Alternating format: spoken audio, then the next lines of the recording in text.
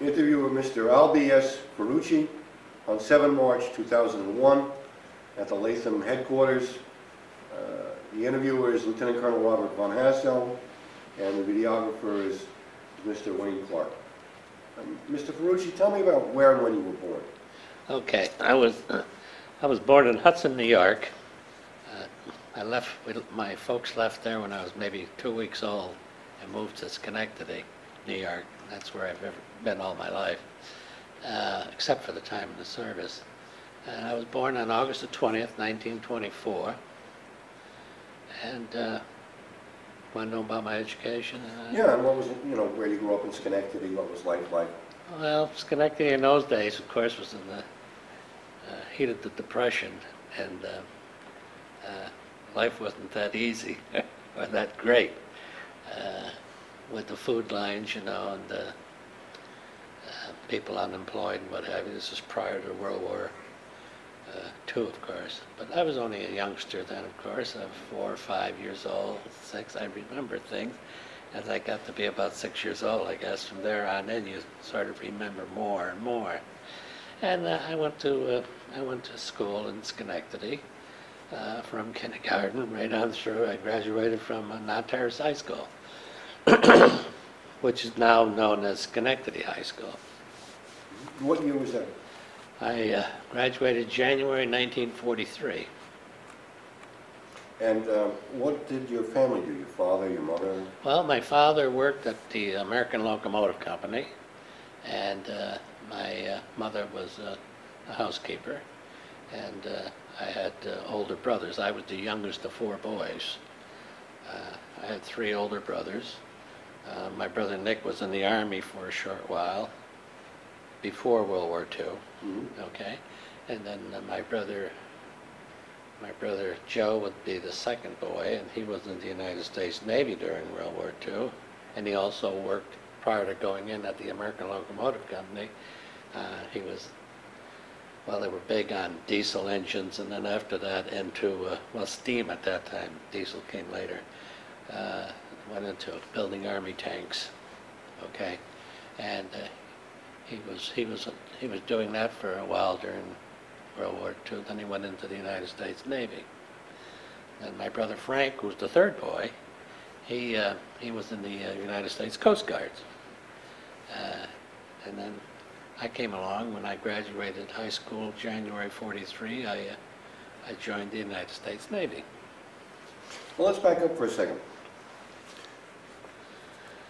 You remember where you were when you heard about Pearl Harbor? If I remember correctly, I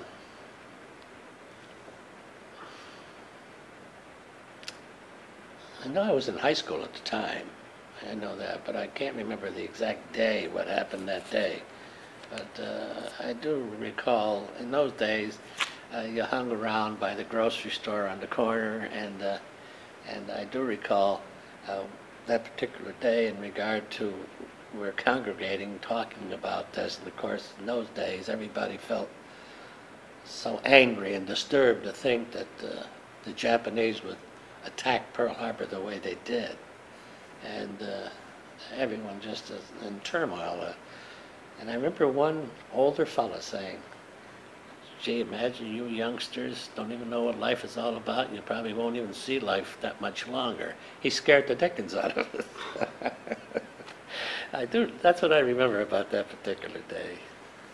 How did life change in Schenectady after the war started? Well, let's see, the war started in December of '41. Of course, let's see, December '41, '42, I went in March of '43, so I would be around about a year and 2 or 3 months. Of course, I'm in high school, and of course suddenly work started to pick up and making things for the war, tanks at the American Locomotive Company. I don't know exactly what GE was doing in regard to the war, but maybe they're involved in radar and that, I don't know, okay? But I know the momentum was picking up jobs, of course. The factories were loaded with workers now, and the town started to get very busy. And it's a small city, Schenectady, and they'd make these tanks at the American Locomotive Company, and they'd drive them up Knott Street and take them up to a testing field up on Hillside Avenue. And they used to put special rubber cleats on so the tracks wouldn't dig up the macadam of the roadways. But then you always knew when a tank went up, because even with the rubber cleats on them during the summertime, it'd make the indentation into the macadam. And if you're riding your bicycle, you want to be careful and not to hit those ruts too heavy or at too fast a speed. Well, what about while you were a high school student? Did the war make any difference? Yes. In this regard, I'll tell you, you mentioned that. I know we had one fella, we were in our senior class, and he joined the Marines. And so Mr. Underhill, who was our economics teacher, thought it'd be a good idea for him to come to class with his dress uniform. In those days, you see anybody in a Marine uniform, my God, it was the splashiest uniform going, beautiful. And he brought him in to see us, and he talked to the class and said how great it was to be able to join and fight for your country, and real nice talking he gave. And don't forget, he was our age, but he gave up school sooner. He quit school to join the Marines. Then we had a Coach Clark, who was our football coach. I didn't play football, I was too skinny. I must have weighed about 128 pounds in those days. I can add another 100 now. But anyway, Coach Clark, what he would do with us, there was sort of a steep hill up at the field, and he'd have us all doing commando things going up there, training us in case we had to go into the Army because of the war. And then down in the gym itself, he'd have you climbing ropes up as fast as you could. And of course, in those days, a lot of us weren't that healthy. I told you, skinny kids, you didn't get the meals. Meat was maybe at Christmas time. You're lucky if you got it then, or a chicken or something like that. And it was tough. It was a depression time. And we all had to work. I even worked after school during those days. I worked in the cleaners. I learned to press clothes. Nothing to be ashamed of. I made maybe $6, $7, $5 a week or something.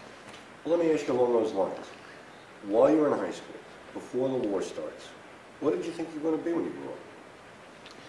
Well, I had an older brother, my brother Nick, the one that was in the Army for a while. He used to always say to me, I think about being a lawyer.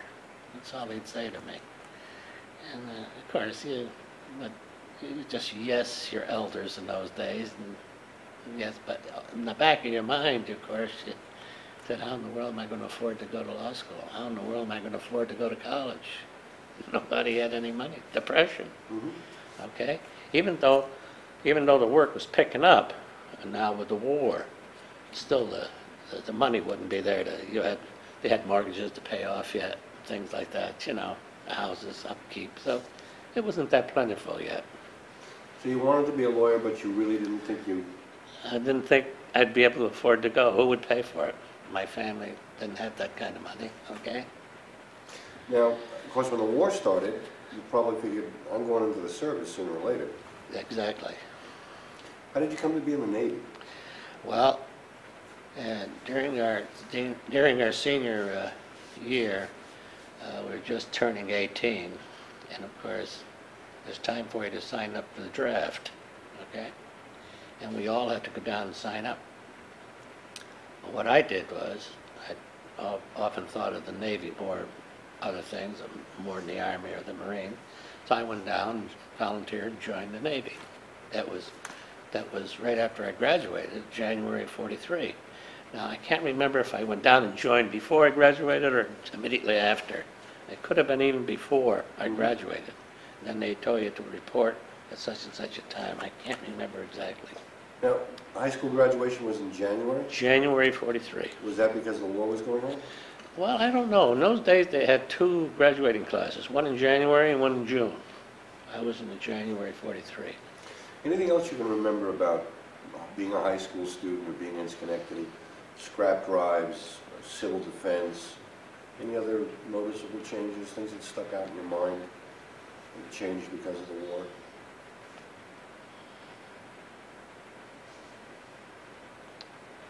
No, just that, people were very concerned. We were so concerned about over what was happening over in Germany, what you'd see on the Pathé News and hear on the radio, what Hitler was doing over there. And then when this happened over in Pearl Harbor with the Japanese, we were very concerned there too. We were wondering, are these forces going to come and squash us, Well, everybody had a lot of confidence in President Roosevelt.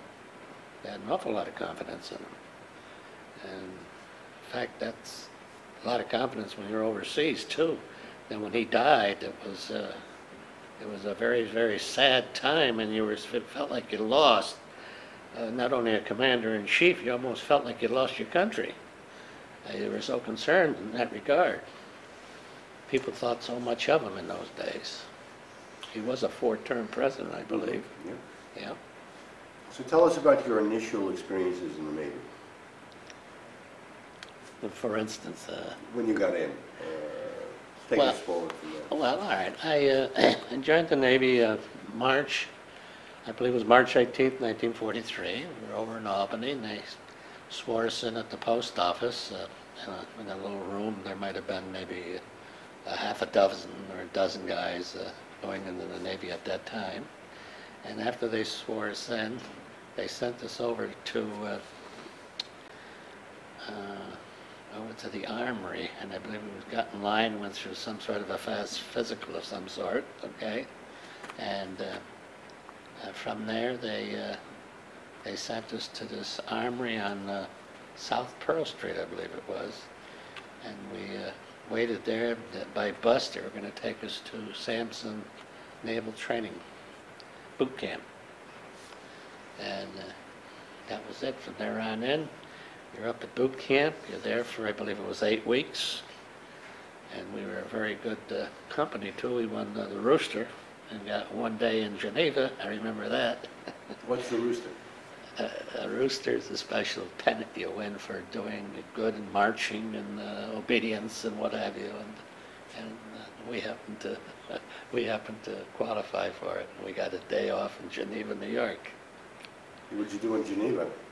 Well, we went, first of all, we went to a theater, saw a movie, and then just horsed around town a little bit.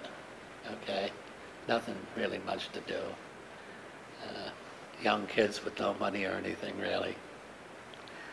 I think what we were getting then, about $79 a month, I think it was, something like that. I don't even know if it was that much. I don't think so. It was more like 52. Yeah, you're right. You're right.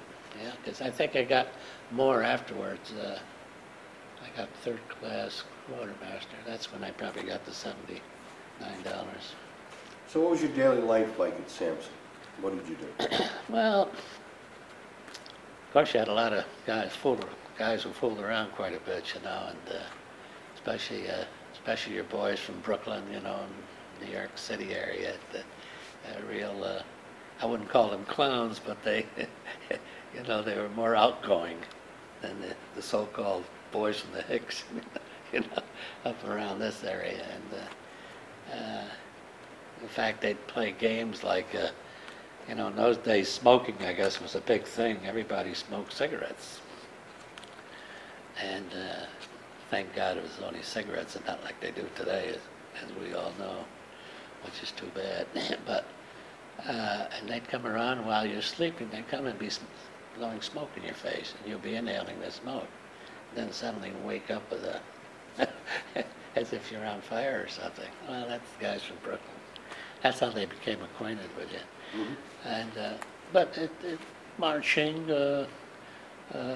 taking care of your clothes and your barracks and your bed and inspection they came through, and being a good boy, following orders, hygiene, cleanliness is very important, and all these things. They taught you all these things. And we had a very nice chief. I think his name was Chief Marvin. a real nice fella. And he really taught us from the beginning how to do things, especially when they bring you into the area where they teach you how to put on a gas mask and things like that, and get you relaxed so you didn't get in there and panic. Because, you know, some people, I was one of them, you couldn't stand anything on your face. And to put a mask on for me was horrible. I was scared to death while I just putting it on, let alone getting into the chamber afterwards, you know. But he was very nice about getting you away from that frightness. Then, of course, there came a time when you graduated from boot camp, and just when you were about to graduate from boot camp, you were assigned to something. And then, you know, I remember a bunch of us were assigned to this destroyer, which was being built up in Bath, Maine, which is the USS Sigourney. Its number is DD-643. And we were replacing a destroyer, evidently that was sunk, that was in this squadron we were to join, Squadron 22.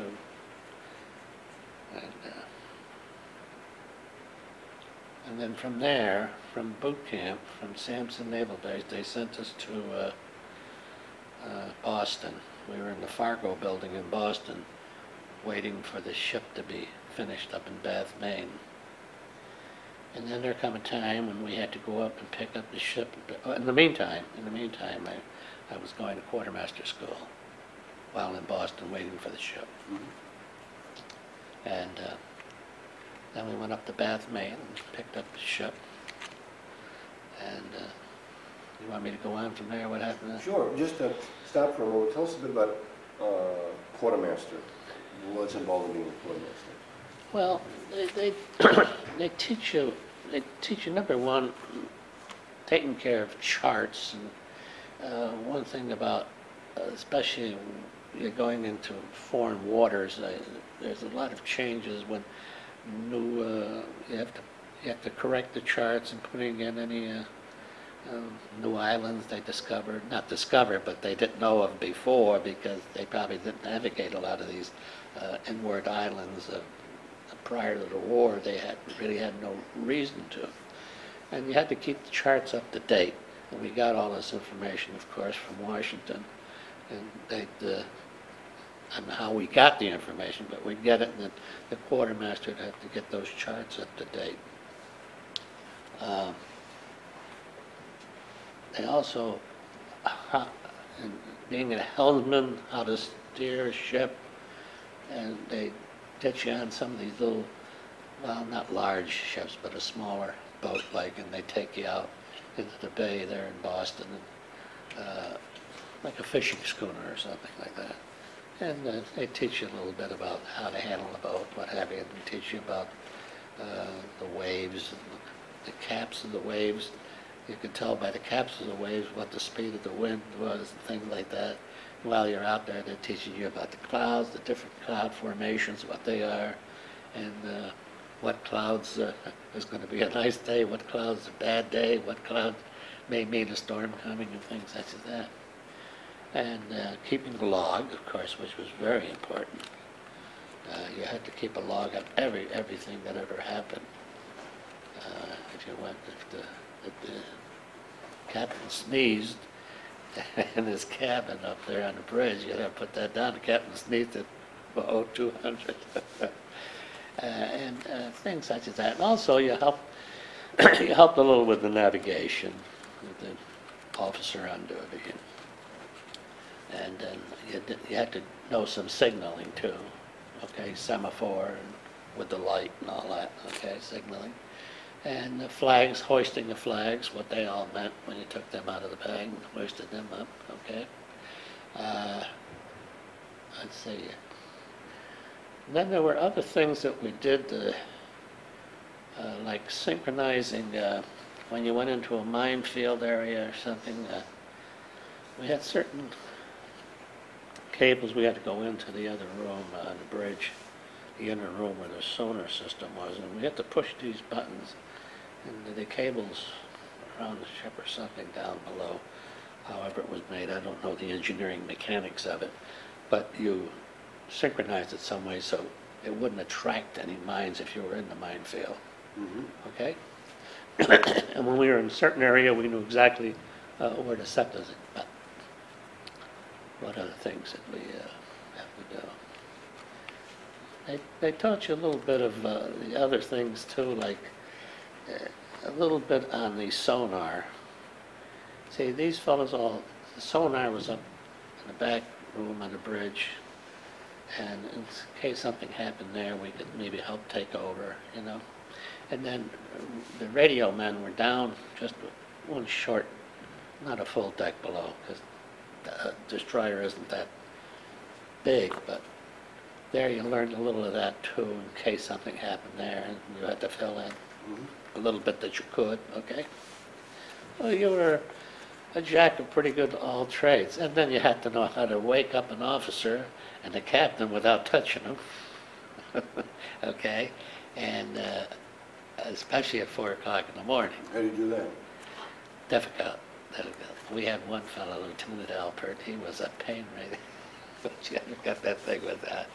I made a mistake and touched him one time. He wouldn't get up. He wouldn't wake up. It was his time to be on watch, and I just happened to touch him. Oh my God, I was ready for a court-martial. Not really, but he wasn't very polite about it. The captain was the same way. He didn't want to be touched. You just had to be there, captain, time to come on watch, or bogeys in the area, or you know, he didn't have to be on watch, but he wanted to know when certain things were happening, especially if there were enemies in the area, bogeys as we call the airplanes. He'd have to come out. He wouldn't be there during the attack. Oh, and another thing we did, we were responsible for putting on the alarm system for the general quarters, and then there's a faster alarm, which meant immediate battle stations because we're under attack or something like that. So it's all those little things we had to do up there. So you joined the ship in Boston? We were waiting in Boston in the Fargo building, and we went up to Bath, Maine to pick her up. Okay. Okay, then we went through Casco Bay up there. We brought her back to Boston, and a bunch of things they had to do yet. All I remember is a lot of welding going on and this and that, and synchronizing guns and what have you, and I don't know if all the guns were in place yet, but whatever other things had to be done was done. Then we went for a shakedown cruise through Casco Bay, I believe, was up in Maine, up through there, then to Bermuda, through Cape Hatteras, which was a very treacherous straits, as you well know. I guess they're teaching you to get your sea legs when they brought you up through there. And of course in Bermuda we never got ashore, we just always maneuvering and you're learning and teaching you how to, an airplane to be up there pulling a sleeve, how to get your 5-inch guns trained down that sleeve and try and hit it, you know, with the 5-inchers, and then she'd come in closer, and you'd have the 40 millimeters, and then it'd come in closer, and we had the 20 millimeters. Every now and then the pilot of that plane would say, "You're getting too close to me, you wise guys down there." You know? And then we used to also, they used to also practice with remote control planes that we'd fire at. Things like that. Now, from there we went from Bermuda back to Norfolk.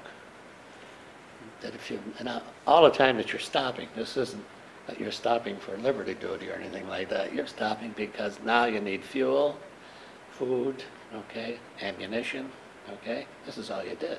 Wartime. You're not seeing the world by no means of imagination. And from Norfolk, I forget the ship, another ship we traveled with. I can't remember if it was a cruiser or what. And we went through the Panama Canal, which was a great experience. That was, well, here you are, you're 18 years old. Yeah, probably never out of the city of Schenectady, right? And here you are going through the Panama Canal, something you'd see in the Pathé News or read about it in school, studied it in school, in your history classes and that. It was a remarkable thing. And how it worked and how you went through the locks and all that. Very nice to see. I remember there was an aircraft carrier just ahead of us in the lock ahead of us, and that was a sight to see too. Those things, they tell me, they were built just so that they barely fit in the locks to get them through. They didn't have much inches to spare on each side. Of course, a destroyer, if we had a lot of room. And from there, when we got through the Panama Canal, we stopped in the Panama City. I can't remember why, but we stopped there, and we were, I think, allowed to go into the city for just a few hours. And then from there, we went up to San Diego. In San Diego, we refueled again. Food, fuel, ammunition. It's all the while that you're traveling. You're not just traveling, you're practicing. Gunnery practice, constant.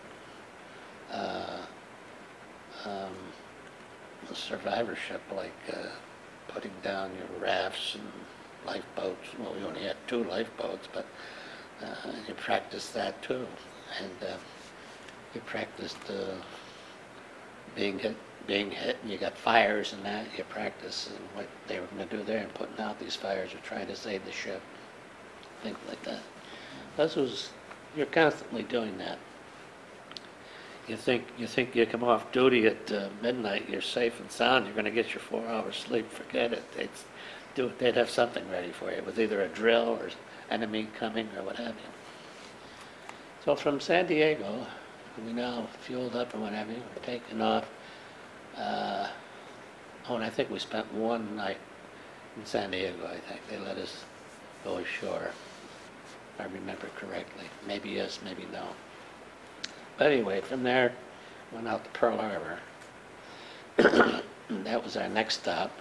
From there, again, I recall pulling in there, and you can still see all the ships that were, Battleship Row there. They were still sunk in the bay there. They didn't take them all out yet or anything, And that didn't set right as you saw that. It made you forget. Like, I'm afraid, yes, I'm afraid to be out here because you don't know what to expect. But when you saw that, something, maybe it encouraged you. I don't know. I hate to use the word encourage you, but you felt like you wanted to get even or something. I don't know how to put that. But anyway, everybody was just sort of, young kids, 18 years old. You're looking like this. You can't believe it. Right? And from Pearl Harbor, we had to go join our squadron now. And I'm trying to remember if we went to, I think it might have been like Eniwetok, something like that. I can't remember exactly. But one amazing thing happened on our way to whatever island it was we were going to, the bay we were going to meet our squadron after we left Pearl Harbor. We were going along, and well, you got to know, in those days the Japanese had a cute way of trying to come out of the sun so you couldn't see them. And the radar in those days was brand new. In fact, wasn't that good yet. Okay. Anyway, we heard this plane up there, and all of a sudden, this guy's coming down to dive bombing, and this is the first time we didn't know it was an enemy plane yet. Mm-hmm. And suddenly the captain, I happened to be on the helm that day, suddenly the captain said, right full rudder. Made a right full rudder, and he flanked ahead speed, and that guy let go of that bomb. We never even fired a shot. Mm. What they tried to do was hit you in the smokestack, right? Away you go.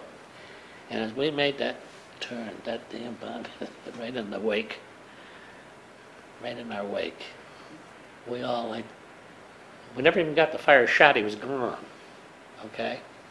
And from there on in, I heard the gunnery officer say, from here on in, we're going to fire at anything that makes a sound. But we almost lost our ship with the first bomb drop without firing a shot. And then from there we joined our squadron, and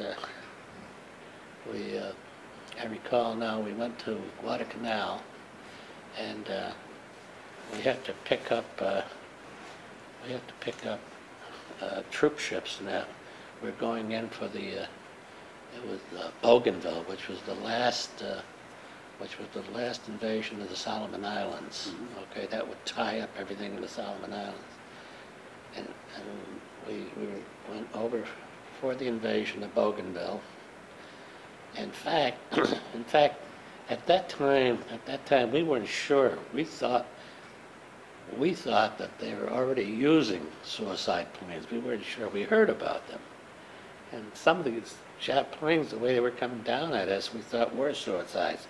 But then we found out that they were taken off. Some crashed into the sea, whether it was that they were suicide planes, kamikazes they called them, or what. But that was the first experience, I think, that we really had, because they claimed that they really started to use them full blast, I think, in the Philippines, when they saw that they were really losing now once we took the Philippines over. Yeah. And I know in I forget what bay it was, quite a bit of that with the kamikazes. Then after Bougainville, I think I gave you a history of our ship. I think you've got it all there. Of course, I can just sum up by saying to you, we finished off the Solomon Islands. We went all through the Marshall and Gilberts. We went through Saipan and Tinian. We went through all of the Philippines, Leyte, the Battle of Surigao Straits, which was the battle that really won that war when we sunk the Japanese fleet. And we were in the thick of that. In fact, after we landed the troops on Leyte,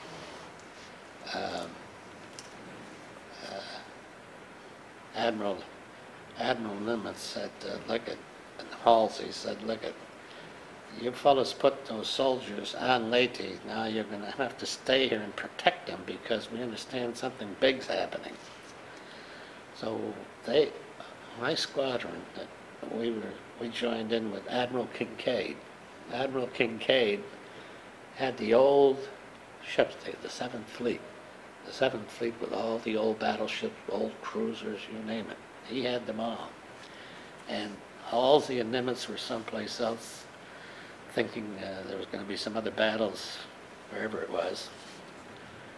And the one thing that Admiral Kincaid did that they say is an admiral's dream is when the Japs were coming up the Straits, Admiral Kincaid crossed the T. Okay? While we're shooting broadside, they can only shoot with their forward guns. Mm-hmm.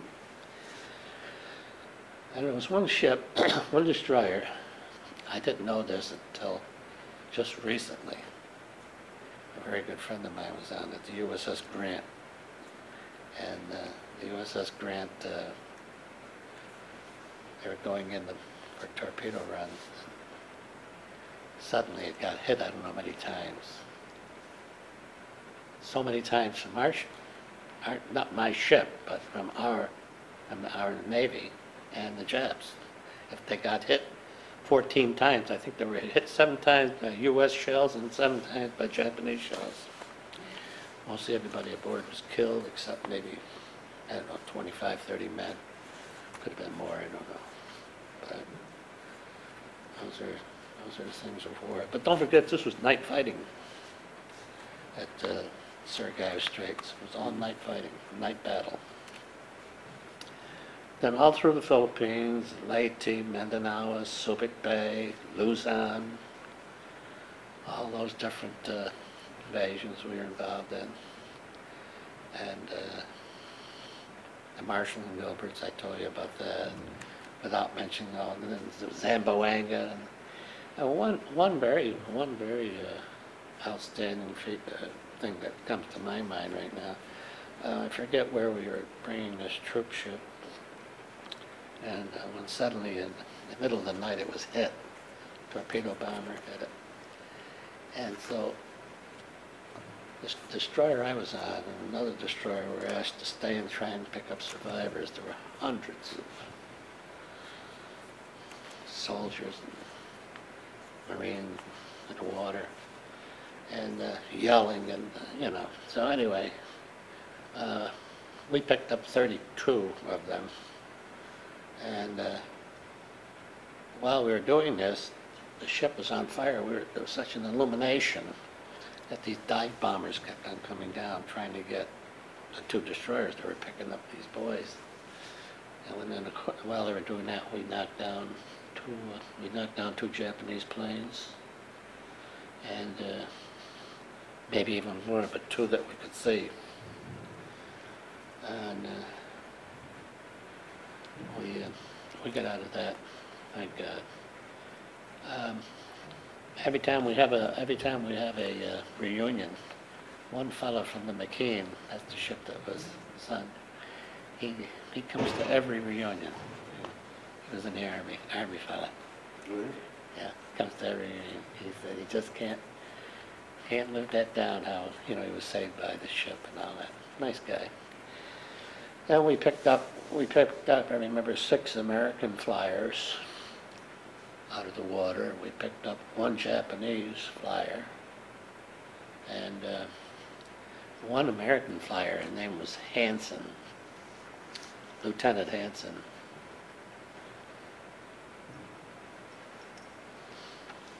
Lieutenant Hansen, he was aboard with us for a while until we got him back to his place. And every time he'd see us out, he was a Corsair, Marine Corsair, he'd come down and bank his wings at us and tell us everything's okay up above, you know, and he'd watch out for us. And one day, poor guy is on the list, missing in action. I guess he was killed. Nice guy. He was an ace hero. He received the highest honors anybody could ever receive.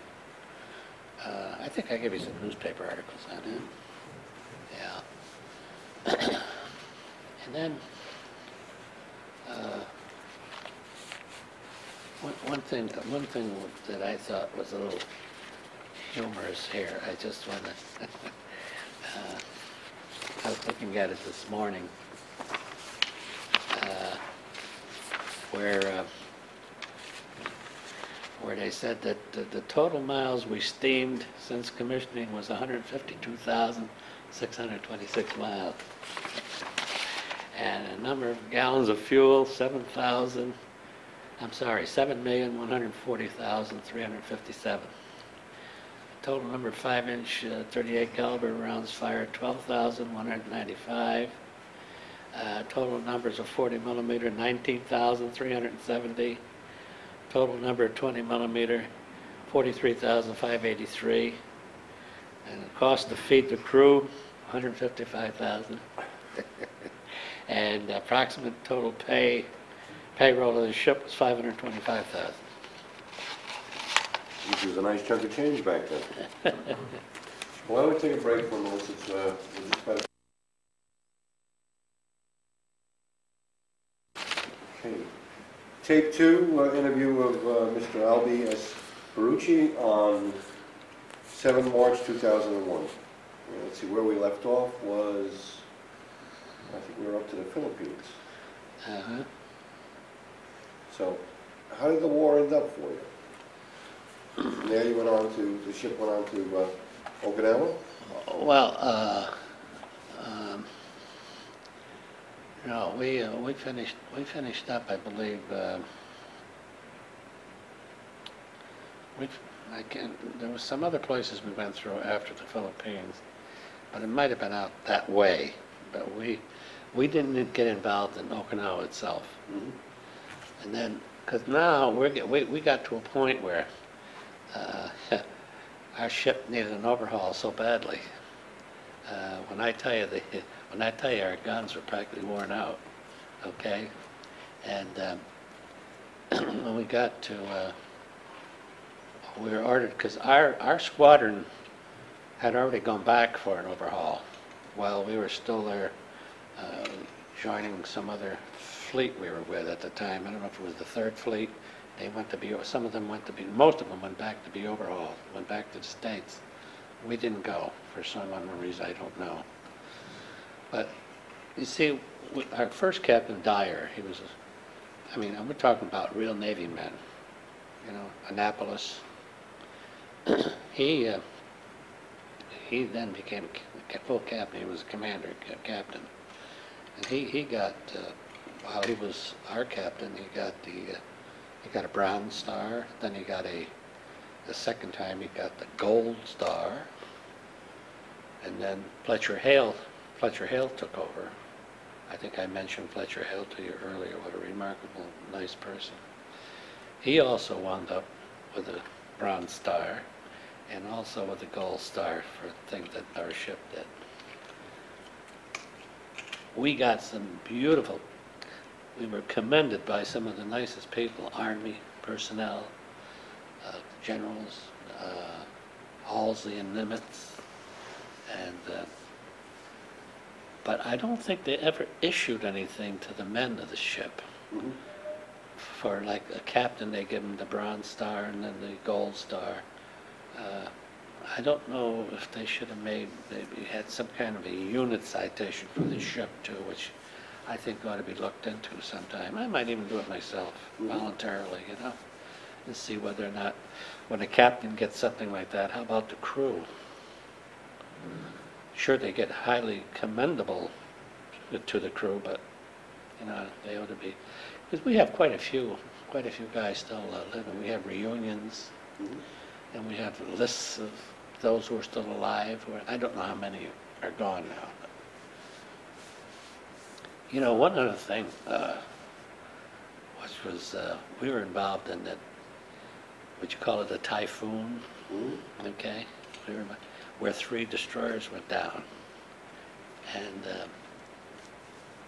it was such a bad storm.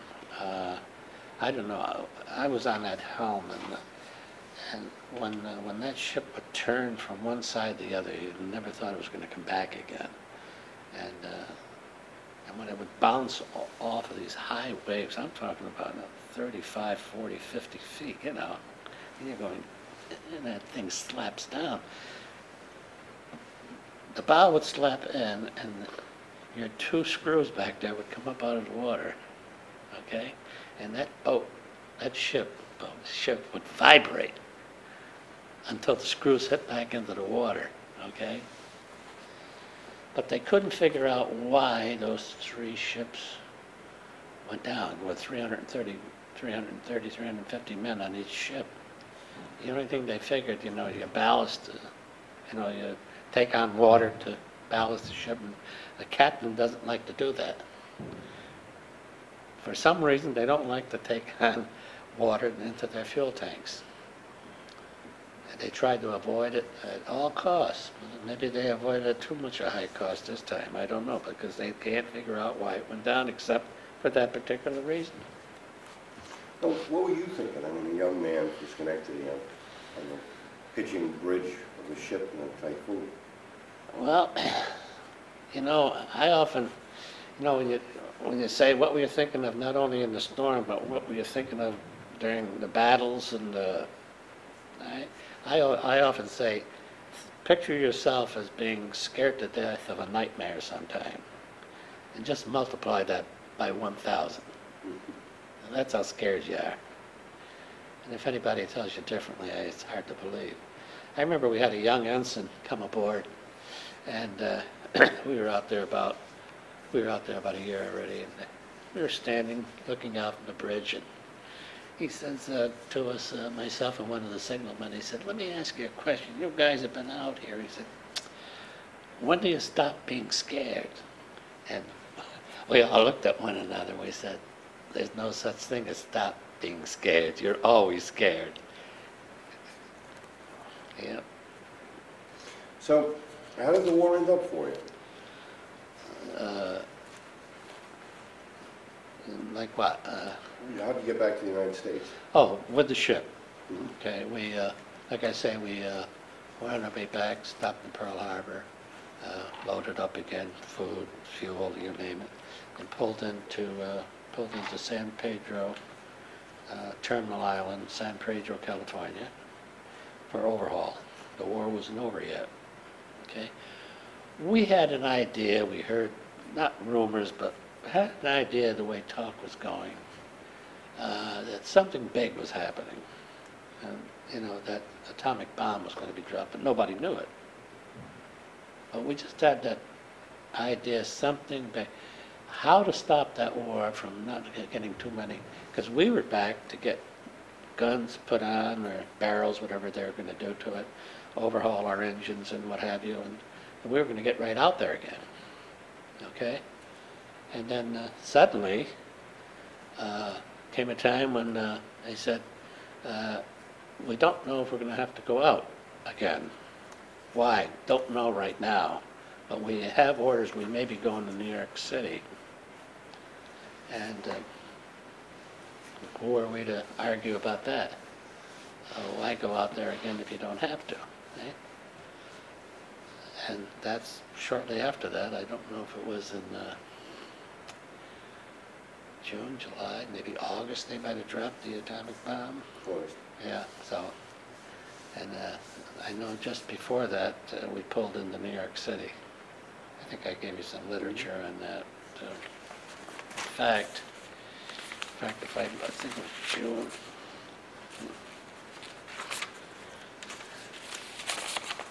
I wasn't on the ship. I wasn't on the ship when she went back to when she pulled into New York. And no, this was October '45, right?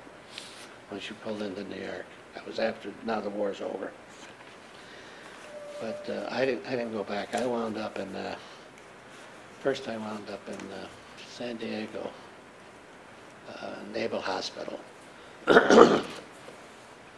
I lost my hearing with all the gun firing and everything else, and I was on a 40 millimeter for a little while. I was knocked off of that thing once, and we weren't hit or anything. Just some. I don't know if it was a combination of we had a 5-inch gun that was great, and every time it came over, it had a stopper, and it would stop just about. I'm going to exaggerate a little bit, just about like that. And here you are on this 40 millimeter. Now, something happened here, and I think we were firing at a kamikaze at the time, and so was he. And there was some kind of concussion. I was thrown off of the 40 millimeter. I was sort of dazed in that, and but I crawled right back up into the seat. I was a pointer on a 40 millimeter. And the other fellow sitting on the other side said to me, "What happened?" Hollering to me, of course. They gave you a cotton to put in your ears. That helped a hell of a lot, you know. You can see with my hearing aid, I do have a problem. And with that, I guess with the hearing difficulty, and I had also some kind of shock that I went into. It was coming all the while, I guess, that I was out there, but this might have been something to it. I don't know exactly. I'm not going to get into the history of the medical aspect. I'm not here for that. But I did wind up with a very severe hearing loss. And I've got to be honest with you, I do have a lot of, if you want to call them nightmares or that. I mean, in fact, at times I still do. Mm-hmm. When I first got home from the Navy, my brother Frank and I slept in the same bed. And he was in the Coast Guard, and he was out now too. He'd catch me under the bed rather than being in the bed. I'd been under the bed, curled up, you know, and he'd get me out and say, "What's wrong with you?" I said, "Oh, nothing, Frank. You're hiding from something. You're hiding." No. Well, I'm going to tell your mother. We got to get you to a doctor. No, I'd rather not. You know, well, you know how you think. I'm all right. I'm going to be all right. See, I know a lot of times, maybe what happened when I was on that ship, I dreaded thinking of being going to be drowned or something. Mm-hmm. So So I'd always want to sleep topside, and I'd sleep right under these torpedo tubes, okay? Your helmet for your pillow, okay? And your life preserver. One thing about those, they call them Queen something, whatever. Queen something life preservers. They had such an oily smell to them. I don't know why. They had such a very oily smell, as if they were soaked in oil. Now maybe it was from the fumes from the, smokestacks or what have you. But they had an awful smell. But I used to always sleep up there underneath the torpedo tubes. In fact, what I do is I take a line of some sort and I'd wrap it around my waist and tie it on the base of the torpedo tube. So if the ship swayed a little to the right or left, you didn't want to roll off. And then nothing to hold you on, right? And so you think you were thinking of that when you got home and you were sleeping under the bed? Well, all combined, is, maybe there's a neurosis with it, I don't know, I don't know. But I still have, my wife tells me I still do some screaming in that at times, she doesn't know why. I don't know why either, but that's one of those things. Well, tell us, what happened after you got out of the Navy? You came back to Schenectady? After I got out, I was discharged from the Philadelphia Naval Hospital. And I came back to Schenectady, and of course, in those days they gave you $20 a week for 52 weeks. They called it the 52-20 Club. And that's what we were living on until we were going to see what we were going to do. Are we going to look for work? Are we going to go to school? It was difficult to determine what you were going to do, because what are you really qualified to do right now? Fresh out of high school, 18 years old at the time.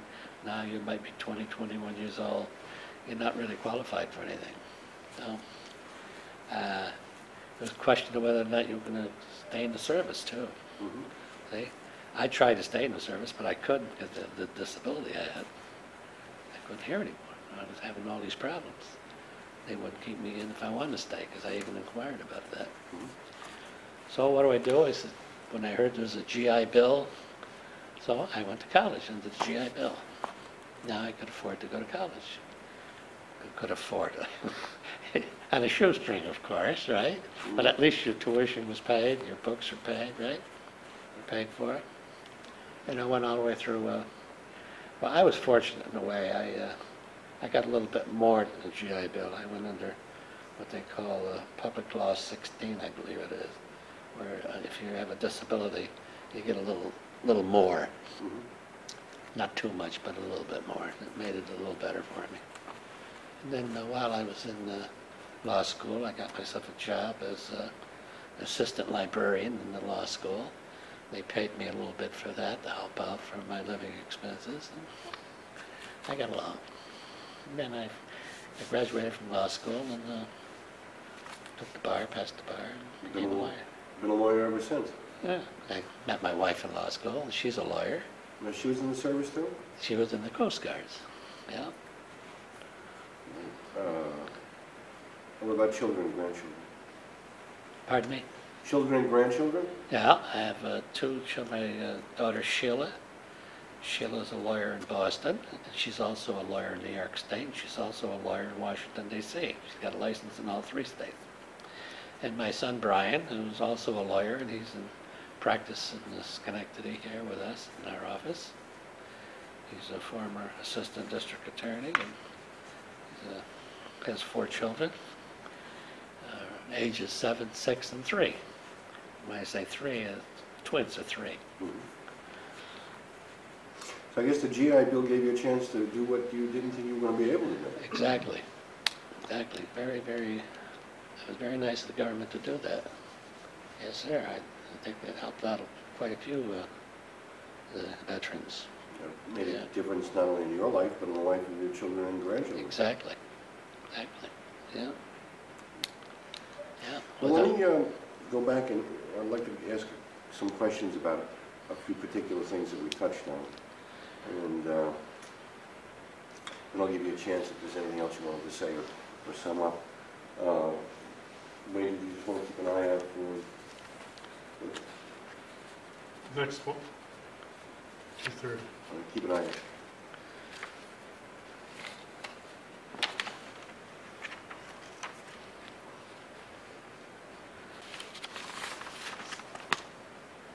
You had a unique position to see things because you were on the bridge so often.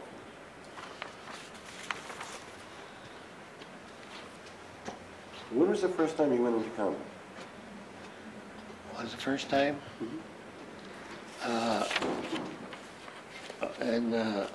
Let's see, November 1st, when we invaded Bougainville. Mm-hmm.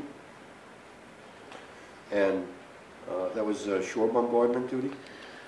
Sure. Well, first of all we brought in the troops. You have to remember one thing about destroyer duty. Destroyers are what they call the infantry of the Navy. The fleet can't move without them. I'm talking about aircraft carriers. I'm talking about your battleships, cruisers, all of them. Okay? Because we have to screen, make sure there's no submarines around. We have to screen, and if there's any enemy planes around, what have you, and we're with, say, aircraft carriers, which we did operate with them for 6 months. We have to screen them and put a smoke screen around them so that they're not sunk. And and you're out there with your sonar and what have you, looking for submarines, because we have depth charges. The bigger ships don't have that, and where we can chase a sub, the bigger ships can't. Okay. Was it the first time you were actually under fire yourself? Was aerial attack? Aerial and some shore firing back, mortar fire back from the shoreline in Bougainville. Mm-hmm. Okay. Because again, a destroyer can get up a lot closer, okay, than your bigger ships. In fact, we'd get. So I'm trying to recall where it was. Where in the history it'll show that we did. There was an offense going on, I think in Latham, where they were trying to get the army back into the water. They're trying to back them into the bay, and they ordered us to go up close as we could get and bombard a certain area on the island. And with that bombardment, we were fortunate enough to drive the Japanese back, saving our boys on Latham. I think that was one of the things Captain got a star for, too. I'm not sure. Well, what was it like to be under aerial attack? Well, it's not very pleasant. Let's put it that way. Like I told you, we got that scare about that near miss the first. Okay, and since then, we were sort of maybe overcautious, but I know a few times we got some signals that you're firing at our planes, or something like that. And that happens in war, okay? You don't always. And we didn't shoot any of our own planes down, but when they started to come out with the kamikazes, this is when it really got bad. Mm-hmm. Now, when the kamikazes came out,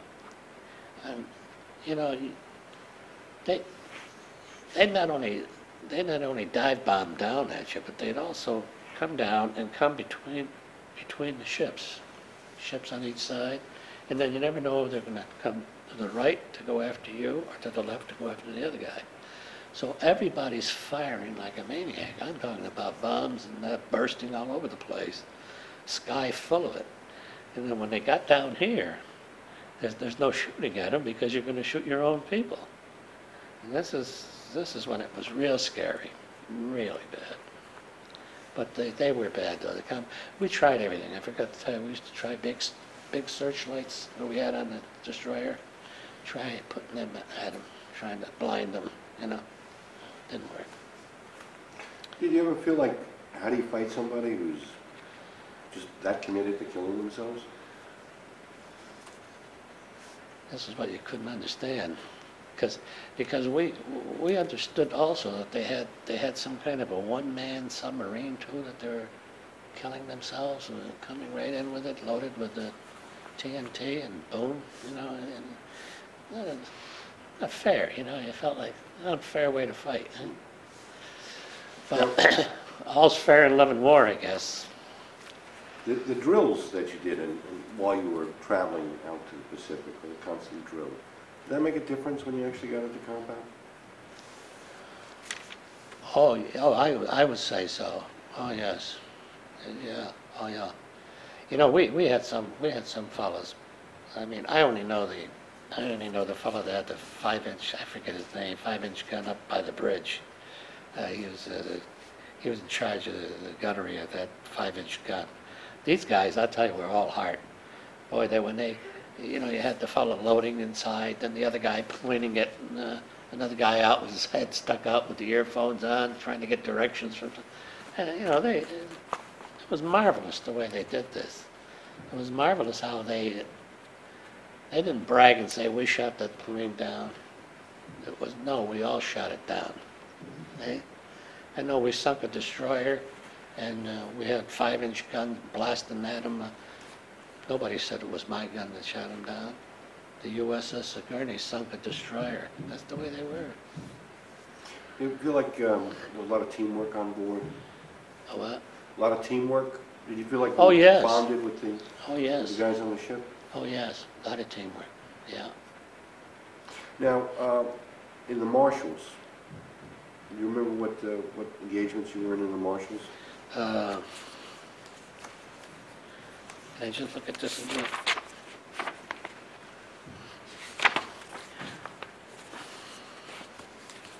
I won't go out there. Let's see right here.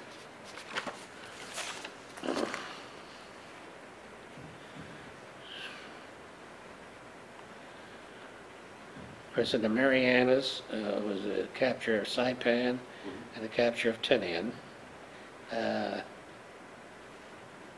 Bismarck, Green Island, Duke of York Island. I told you about Treasury Bougainville operation.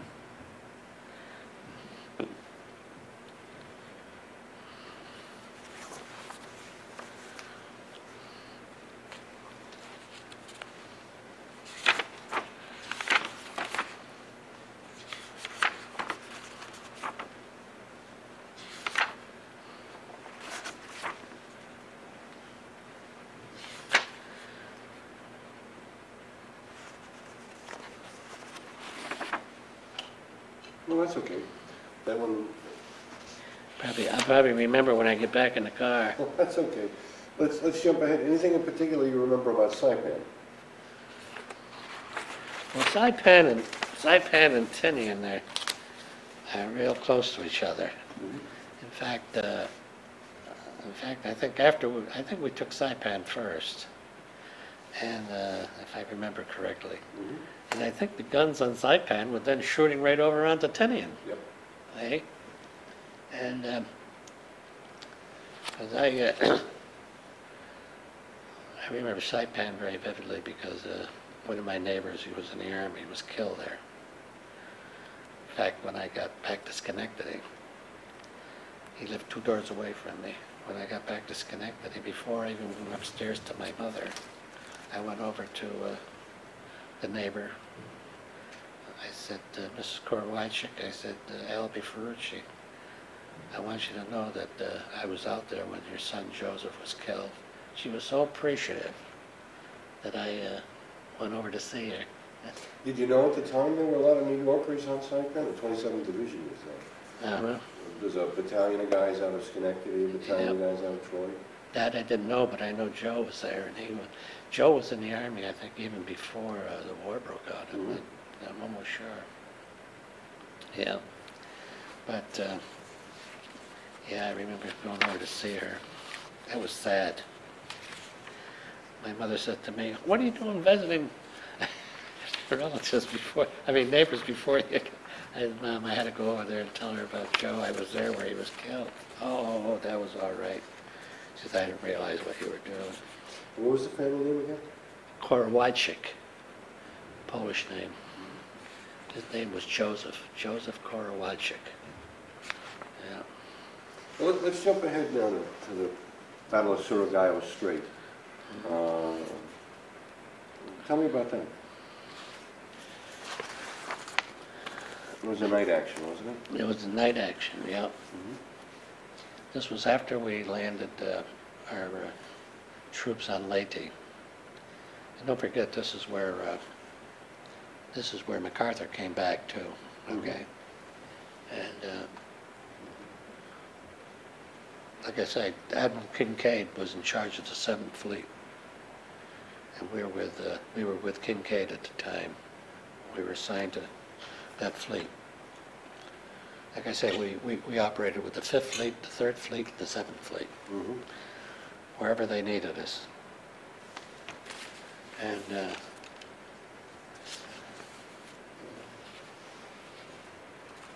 what was so scary about that operation was not only because it was nighttime, and but Admiral Nimitz and Admiral Halsey were not there. And we felt a little undressed without them around, because we hardly ever heard anything of who this Admiral Kincaid was. Didn't hear too much about him out there before this. But Halsey, everybody knew Bull Halsey, and everybody knew Nimitz. But they were with the 5th and 3rd Fleet somewhere else, waiting for some other battle to start. But something went wrong there. The calculations were wrong or something.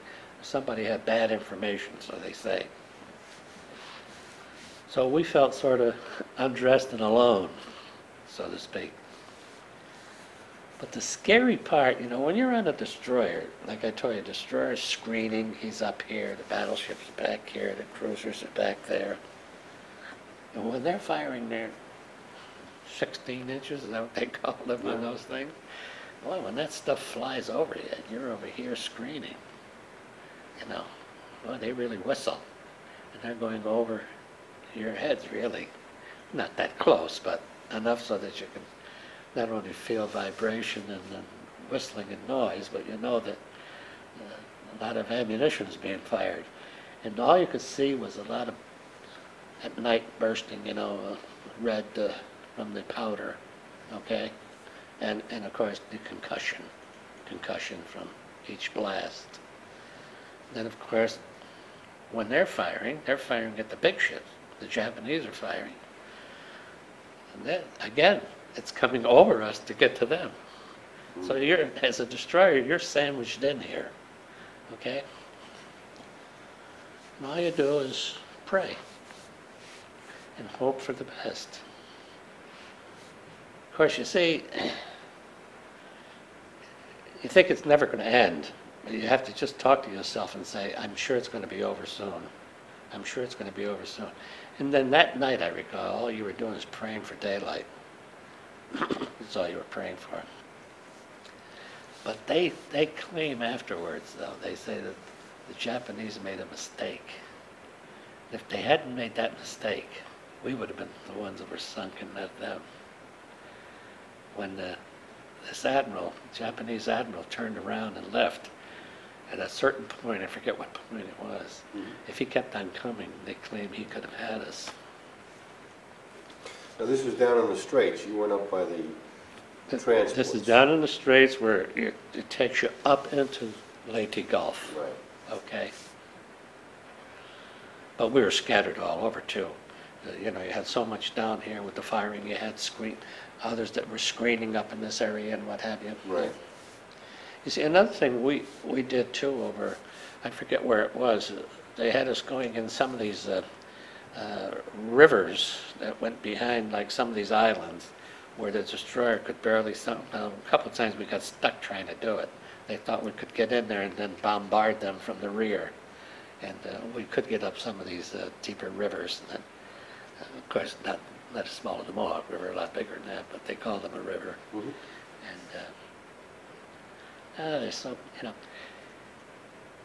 that there's so much that happens when you're in a combat area like that. And if you notice in the history of this ship, it says that at only one point did we ever get, I think it was a 6-day layoff, that we weren't involved in, engaged in some sort of an operation. We were all set to go to Sydney, Australia, and for a 10-day rest, which was well deserving, right? In the middle of the night, I get a call, get the maps out for such and such a place. I says, no, the maps are all up in the bridge. We're going to Sydney, Australia. They're all set. Orders have changed. I said, they are. So we get these other maps, charts out. We're getting underway early. Of course, the guys are all, hey, hurrah, they got their shoes all shined, you know, uniforms. Find out that, you know, I swear when they made that movie, The Cane Mutiny, I thought it was our ship. That's what we almost had. These guys were so disappointed. Well, we had Commander Dyer was looking to be made captain. I hate to say this, but that's what it sounded like. And he made captain, but he never refused to engage in any engagement. He never refused an order, never questioned an order, never said my crew needs a rest. They needed him, he went. And we never got to Sydney. Looking back after all these years, what stands out in your mind the most about the time you were on board Disappointed?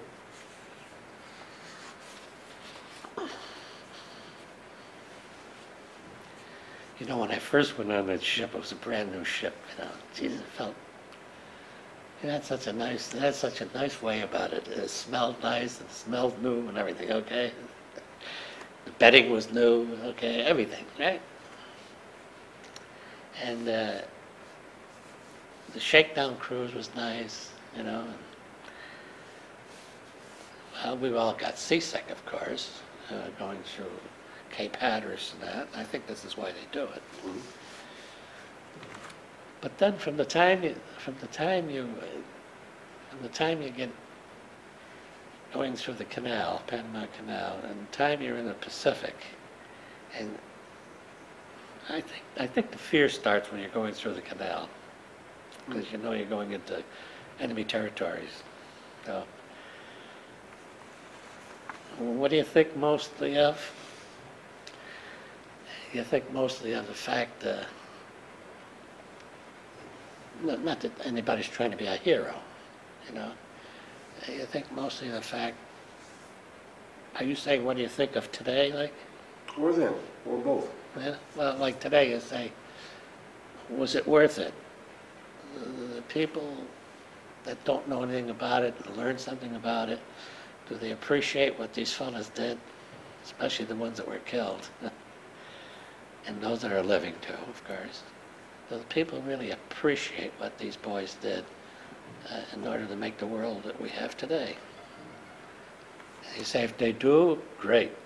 I'm glad, I don't mind suffering for the suffering we did. But if they don't, then you got a different thought in mind, like that something like they're doing here is going to be very helpful to teach the generation what these fellas did, the living and the dead, okay? Let them know this country isn't here just by osmosis. It's here because people made it what it is. And you got to praise the veterans, let's face it. You got to praise them. My wife and uncle was killed in World War I. We have a picture of him at home. In those days with the oval frame, the old-fashioned oval frame. And we have that hanging in the living room, and it's been there ever since my mother-in-law gave it to us 50 years ago. He's in uniform. Jim was a very young man. He was like 22 years old when he was killed over in France, World War I. Yeah.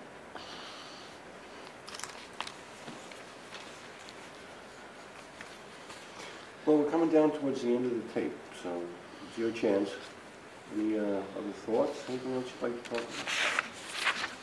about? Well, no, just that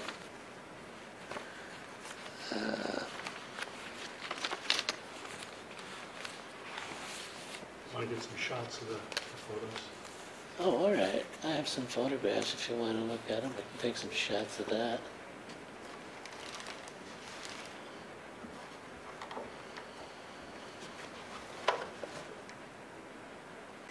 Okay, yeah, just explain what it is. Okay, that's me looking at the picture I'd be on the right. The little skinny guy over there with the three of my shipmates. This is on the bridge of the destroyer we served on. I'm a quartermaster, and there's two signalmen there and another quartermaster. Where that was, I don't know, but someplace in the Pacific. And here's a photograph. Here's a photograph of our ship, the Sigourney. Got that? And here's another one of the Sigourney.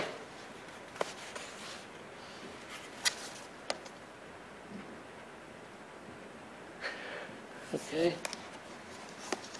And here's one of myself and the four of my shipmates when we got back to the States and the Palladium in Hollywood, California, having a good time. I think that would be like June of 1945.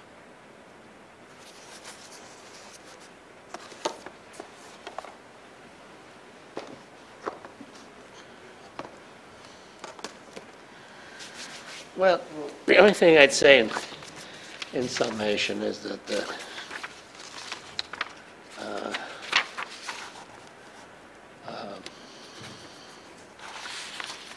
Sigourney, which is a destroyer of the Fletcher type, did see every active theater of the Pacific War except the Aleutian and Japanese homeland.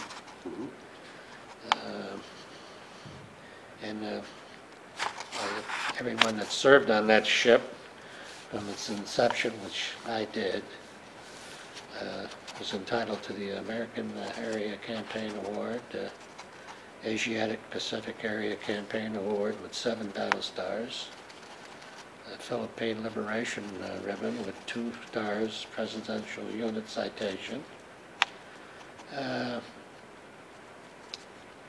let's see, American Campaign Medal, World War II Victory Medal, we talked about that, and also the Victory Combat Medal. You think it changed your life? Your experiences in World War II changed your life? The what? Did it change your life being aboard that ship? Oh, yes. Just one last thing I'd like to ask you. What happened to the ship? It was decommissioned, and then it was, that was in 40, let's see.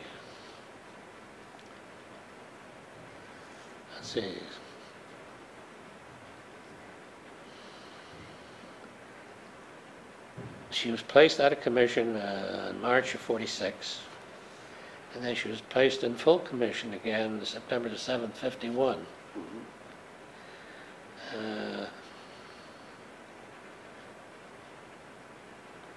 She was more or less, at that time I think she was more or less a training ship, but she used to take tours around the world, I think. The Far East tours, around the world cruise.